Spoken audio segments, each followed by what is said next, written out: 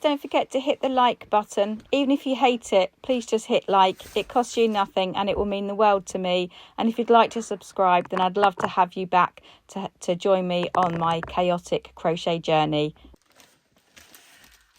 Hiya. So as you can see, this bad boy has just arrived.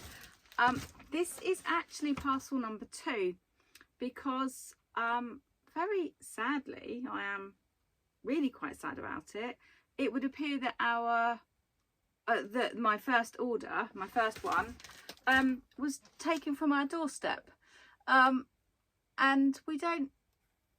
I know everybody likes to think that they don't live in an area where things would get stolen. It's not that we live in this, you know, wonderfully. We do actually. No, we do. We live in a wonderful area, and all of our neighbours are lovely. And we do get through traffic coming down the road, down the lane. It's not an opportunistic area. So I know that there are some scams that go around, particularly at Christmas. Some parcel stealing scams where if it's a housing estate that has so the houses are lined up and they have driveways and doorsteps, but they don't necessarily have fences. So basically their doorsteps are very open and can be viewed. And when we lived in Surrey, it was quite a known thing that people would go round following deliveries drivers and things like that and watch on these big estates because they could grab several in one go, because I'm guessing people would probably only do it so much and then somebody would cotton on to the fact that there was like a doorstep grab. But yeah, doorstep grab, I suppose that's what it was. But we don't really have that kind of doorstep. It's not obvious that something's on the doorstep and they'd have to go quite deliberately down the road. But anyway, it is what it is. That's what seems to have happened. I've spoken to the driver of the parcel company who delivered it. And he's our regular driver, and he said no, he definitely left it, and he was very apologetic, even though obviously there's nothing he could do, but he said no, he definitely left it on the doorstep, as he's done all the other parcels that we've ever had. We've been here 5 years and never had an issue. My next door neighbours, they've never had an issue, and the neighbours the other side, they've been here 10 years and have never had something taken off their step. And their front door is higher than ours. They've got steps leading up to it, so, and the front of their house is open, whereas we've got a stone wall that runs round ours. So if anybody's coming down the road, it would be very obvious if they've got a parcel that's sitting there, and they've never had an issue. So it's really sad, it's really disappointing, and I think the fact they've got a big box of wool, which, as you can see from the sticker, it came from Wool Warehouse, so it's very obvious that it's wool. And the only reason I can think of that they would have just taken it, well, first of all, if it was just a doorstep grab, then they don't hang around, they'll just grab the parcel. But you know, if you go to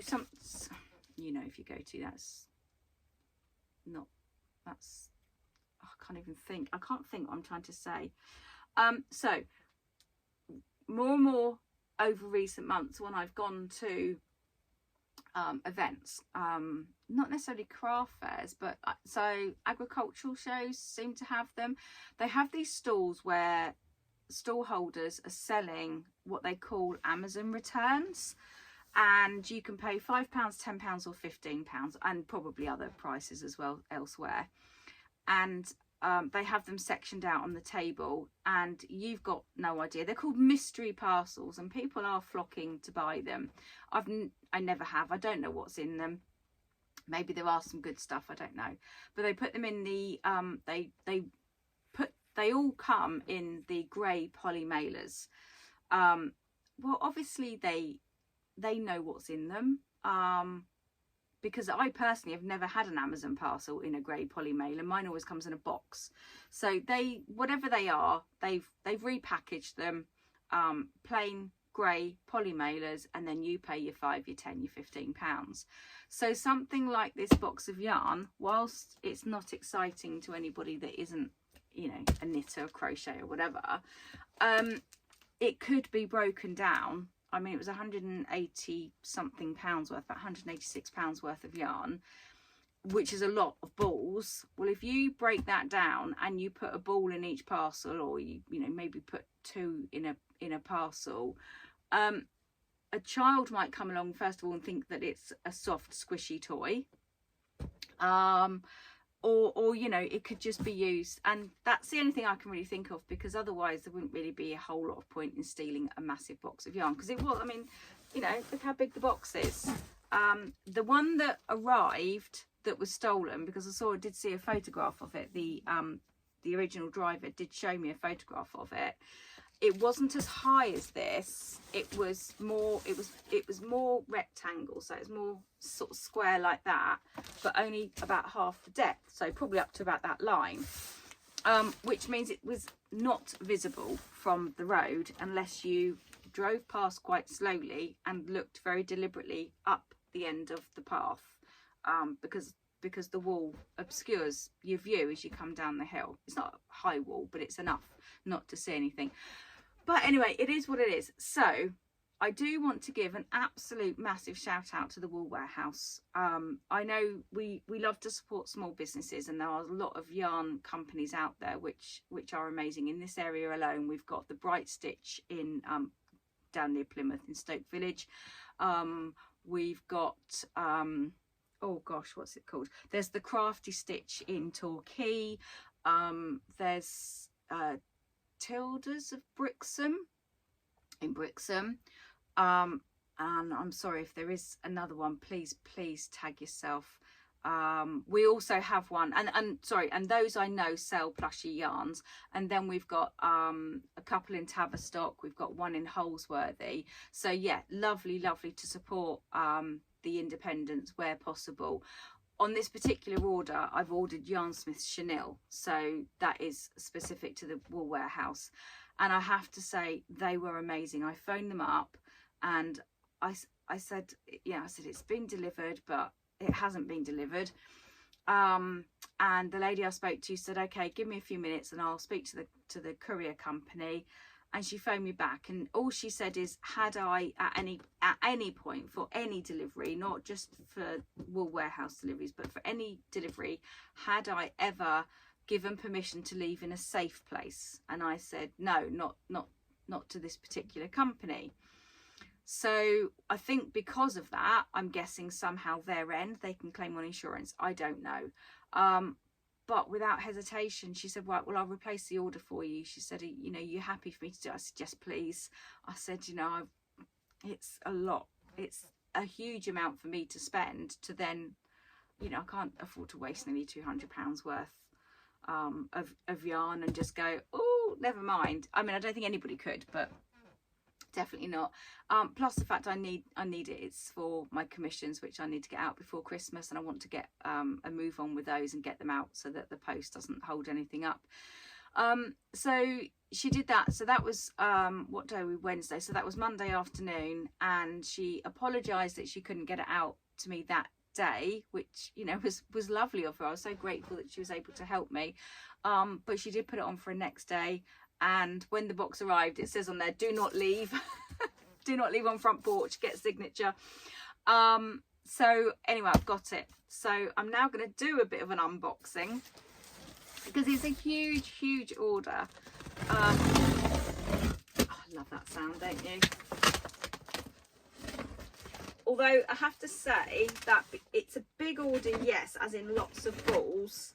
But I think it's mostly just a few colours, because I've got so many cats and dogs, naturally coloured animals for Christmas to do, commissions for Christmas. So I've ordered loads. Actually, I'll tell you what, I'm going to put this on the floor. Why didn't I just do that in the first place? I'll put it on the floor. Right, so there's my little ticket. So let's have a look and see what we've got, shall we? So exciting. It is literally like Christmas. Let me see if I could just pick it up and show you what's inside. Just, can you see that? Oh, look at all that yumminess. Look at it all. How exciting. Oops, now I'm knocking everything else over that's already in the room. And I've got to clear out the room later because Chloe and Nellie are coming. So all of these, all of my crates here, they'll just pop into my bedroom because Nellie's travel cot sits down there. So, right, what have we got then, folks? I won't take them out the organza bags. And this time I deliberately didn't say no organza bags because they're actually really nice to put some of the plushies in. So I use these big moving bags, which I think a lot of us do. So when I've got like quite a few rats, I can put them all in a bag. If I've got some white items, they can go in one of these. So I decided this time I would not say no to the organza bags because I can use them. So pretty much staple colours, and I have got a lot of black and a lot of white because I use it all of the time. So that's black and white. I've got some greys in there. I can tell you what I've got actually. So I have got, I think that's storm grey in there. So it's a kind of a darkish grey. I know I've got some anthracite somewhere as well. I have also got a silver grey, so that's that one. That's the silver grey, so more white. Oh, what's the blushy coloured one? Oh, that's oatmeal, that one. It's actually a bit more pinky than what I was expecting it to be, but I'll make it work. I'll do something with it, that's fine. Teddy bear. No, sorry, brown bear. Brown bear is that one. So, and that's really nice. I love to combine that when I'm doing my tabbies. I just think it's really nice. It's that sort of when you're doing a dark tabbies, obviously not the silvery grey, but the sort of more the black and the brown. It just gives a really nice like the fleck to it. I love it. A whole load of browns. So I'm just going to check, is that oatmeal? It's not oatmeal then, because according to oatmeal I only ordered 2. Sorry, according to my ticket I ordered 2 oatmeal. Oatmeal, not oatmeal. Sorry, can't speak properly. No, it does say oatmeal actually. It's been ages since I've actually bought Yarn Smith Chenille. I normally buy the Wolan's Bunny Baby, but thanks to Nicole from Beer Flamingo, and if you've watched her video, she touches on this in one of her recent ones. I can't remember if it's the one just gone or the one before. Wolan's have changed these the certificates, and here in the UK, because all of our makes have to be UKCA tested and compliant, we can only use certain yarns. I know I've said that before, and Lucy from Lulu's Crochet and More, she's mentioned it many times in her videos. And actually, if you do want to know about the testing process, go and watch one of hers because she goes through it all. It's really, really thorough. But we can only only use yarns if we are going to sell an item or exchange it in any way for any gain. We can only use ones that have certain certificates. And Wolan's Bunny Baby has changed theirs from Annex 5 to Annex 6. And that means that one of the chemicals they use is higher. There's a higher chance of this chemical being in the yarn than it was previously. Their new stock, and that puts it above the accepted level for using for our makes over here. So I'm fine with what I've already got, which is all over here, because that was bought a while back and all the certificates were in place. But anything going forward now, we can't use for if we're going to sell an item, and unless they unless the makers of it come back to us and say no, it's it's fine, and they reissue the certificate. So what I'm trying to say, if they reissue the certificate because it's actually a 5 and not a 6, then we're good to go. We just need to have that bit of paper that says that we've done our due diligence and got the certificate for the yarn that we want to use, and that as far as we're concerned, it's compliant. That's what I'm looking for.